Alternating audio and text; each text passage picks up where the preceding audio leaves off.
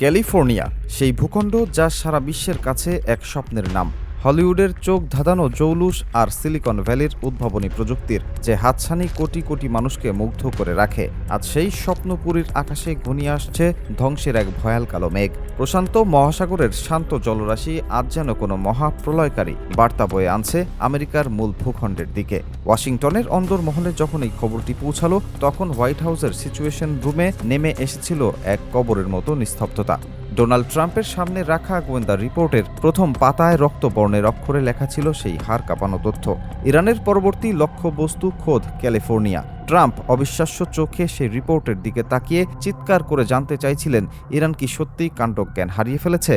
কিন্তু পর্দার আড়ালের সত্যটি হলো, এটি কোনো আকস্মিক উন্মাদনা নয়, বরং এক অত্যন্ত গভীর ও নিখুঁত সামরিক ছক। আর এই পুরো রণকৌশলের নেপথ্যের মাস্টারমাইন্ড হিসেবে কাজ করছেন ইরানের এক রহস্যময় ব্যক্তিত্ব, মোস্তফা খামেনি। ইরানের সর্বোচ্চ নেতার এই পুত্র এখন ছায়া যুদ্ধের এক অদম্য সেনাপতি হিসেবে আবির্ভূত হয়েছেন, যার প্রতিটি চালের সামনে আজ দিশেহারা হয়ে পড়েছে বিশ্বের ১ নম্বর শক্তি হিসেবে দাবি করা ট্রাম্প প্রশাসন। ইরানের সঙ্গে এই অসম লড়াইয়ের ১২ দিন অতিক্রান্ত হয়েছে।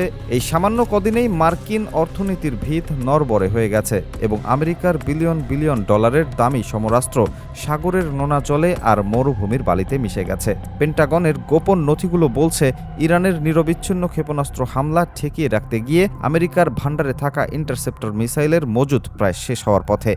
একসময় যে টহমক মিসাইল দিয়ে আমেরিকা সারা বিশ্বে ত্রাসের রাজত্ব কায়েম করত, আজ সেই মিসাইলের ভান্ডার আশঙ্কাজনকভাবে শূন্যের কোঠায় নেমে এসেছে। মধ্যপ্রাচ্যের মার্কিন ঘাঁটিগুলোতে এখন বারুদের চেয়ে আতঙ্কের পরিমাণ বেশি। সৌদি আরব, কাতার কিংবা বাহরাইনের মতো দেশগুলোতে থাকা মার্কিন অস্ত্রাগারগুলো এখন প্রায় রিক্ত, অথচ ইরানের দিক থেকে ধেয়ে আসা আগুনের গোলার কোনো কমতি নেই।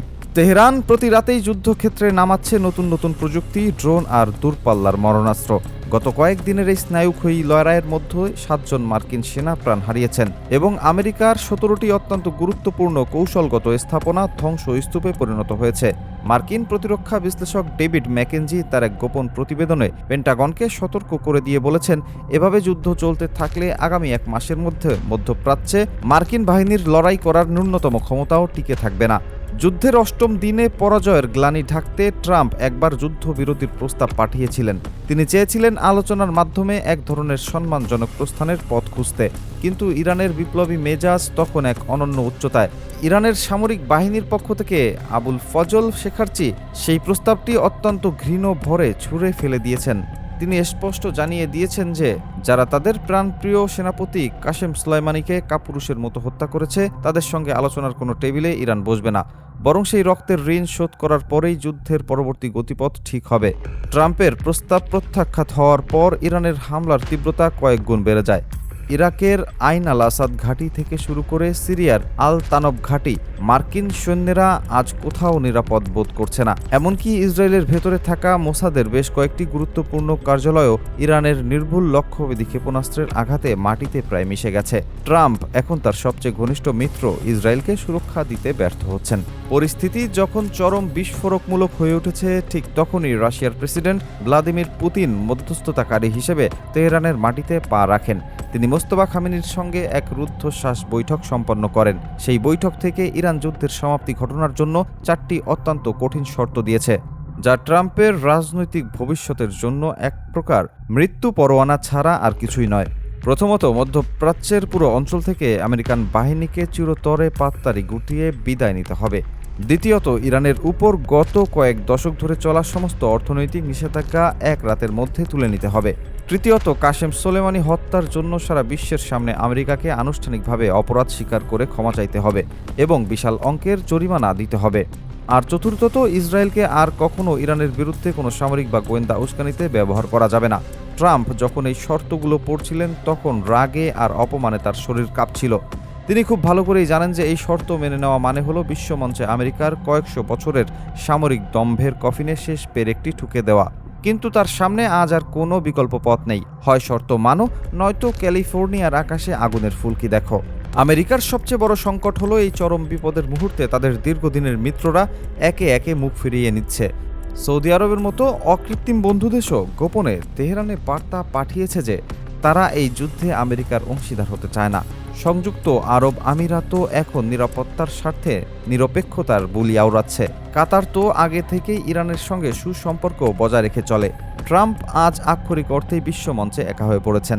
এখন প্রশ্ন উঠছে, ইরান কি সত্যিই ক্যালিফোর্নিয়ার মতো আমেরিকার মূল ভূখণ্ডে হামলা চালানোর ক্ষমতা রাখে? ভৌগোলিকভাবে ক্যালিফোর্নিয়া ইরান থেকে হাজার হাজার মাইল দূরে হলেও সামরিক বিশ্লেষকরা বলছেন ইরান মেক্সিকো বা ভেনেজুয়েলার মতো তাদের মিত্র দেশগুলোর মাটি ব্যবহার করে কিংবা প্রশান্ত মহাসাগরে লুকিয়ে থাকা গোপন ভাসমান প্ল্যাটফর্ম থেকে এই হামলা পরিচালনা করতে পারে।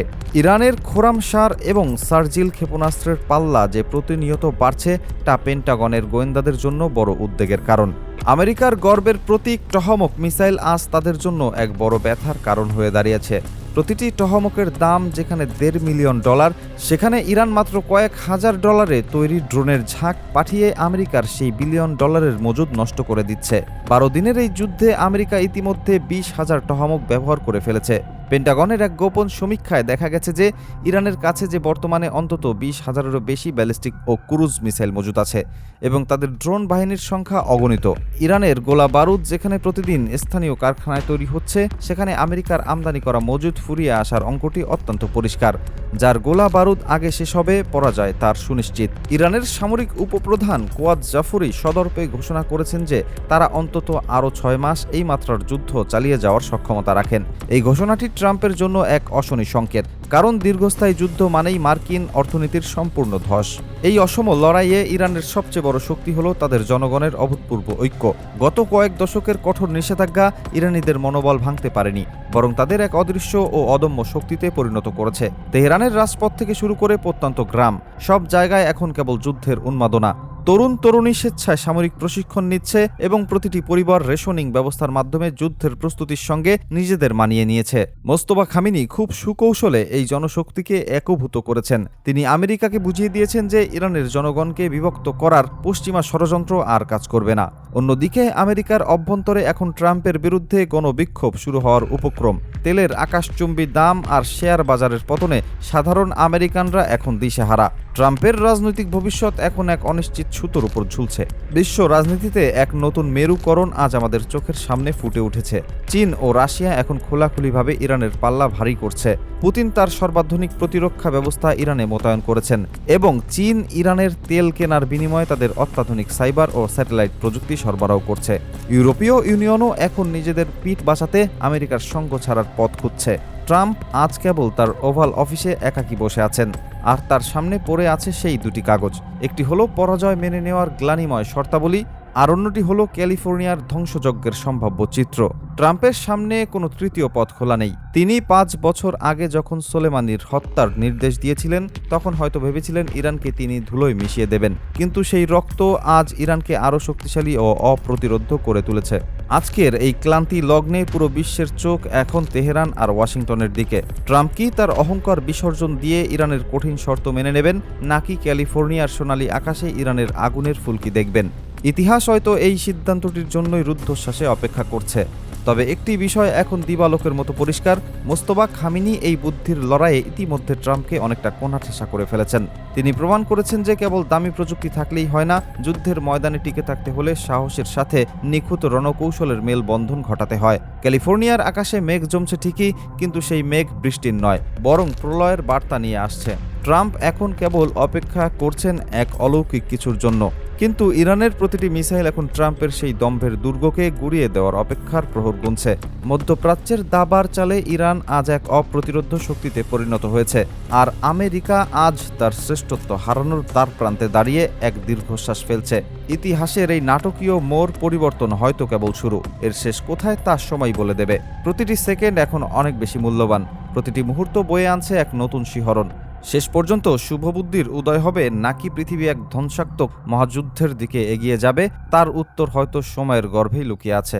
মধ্যপ্রাচ্যের এই আগ্নেয়াগিরি এখন যে কোনো সময় বড় ধরনের অগ্নিপাত ঘটাতে পারে, যার কম্পন অনুভূত হবে ক্যালিফোর্নিয়া থেকে শুরু করে পুরো পৃথিবীতেই। আর সেই চূড়ান্ত পরিণতির জন্য পুরো বিশ্ব এখন উৎকণ্ঠা আর আতঙ্কের সাথে নজর রাখছে। দিন শেষে ন্যায়ের জয় হবে নাকি শক্তির, তা দেখার জন্য আমাদের কেবল সময়ের অপেক্ষা করতে হবে।